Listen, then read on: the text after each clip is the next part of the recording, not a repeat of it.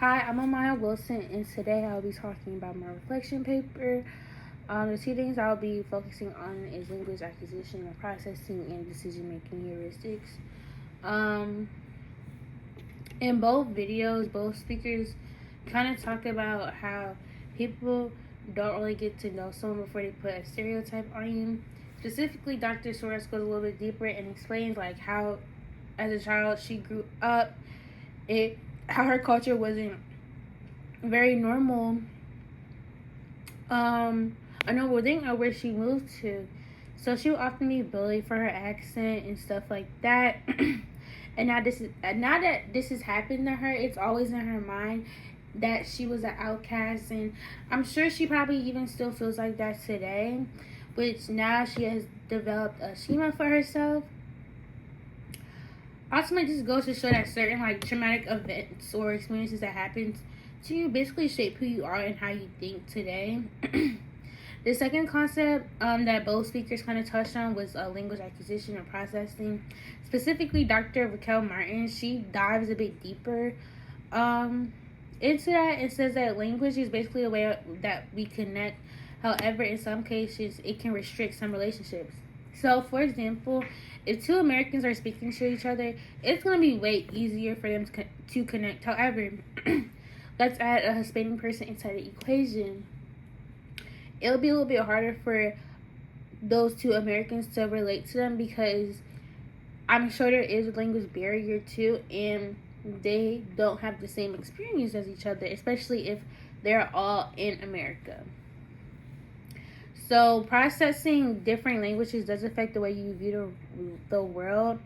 Moving on, both videos kind of explain how language and cognitive thinking are closely related because, like I just said, it literally like goes back to like, again, if it's two Americans, they're gonna connect. If it's American and Polish descent, they're not gonna click as much because again, it's gonna be that language barrier, and then they both can't relate to the same thing. So I definitely think language shapes the way we think and shapes our experiences. It's shaped based on our experiences. Attention, perception, and memory influences different patterns. So, for example, Dr. Soros' experiences support this idea because she vividly remembers her in school getting bullied for her accent. So that formed a certain thinking pattern about how she sees herself in that culture.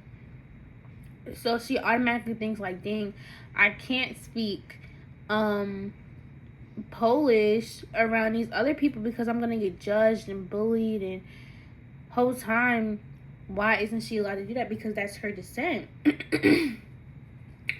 And then moving on, my cognitive processing language abilities help shape my understanding of my psychological concepts, and then presenting them and relating them to my personal life. For example, I am African American. However, I am very light skinned, and which often I can get mistake for maybe mixed or something like that. And it does raise a lot of questions when I do meet new people or just people who don't know me very well. So most of the time, these questions aren't does not make me feel good. It makes me feel the way, and I'm not gonna lie, it does always stick around with me. Like it always plays in the back of my head, especially like when I go out with my like darker tone friends that actually look like the stereotypical black person, if I would say. So after watching these two videos, I now like have a better understanding how cognitive thinking, intelligence, and language overall shape the way we process life as a whole. And it kind of like it's like the missing puzzle piece in a way. Thank you.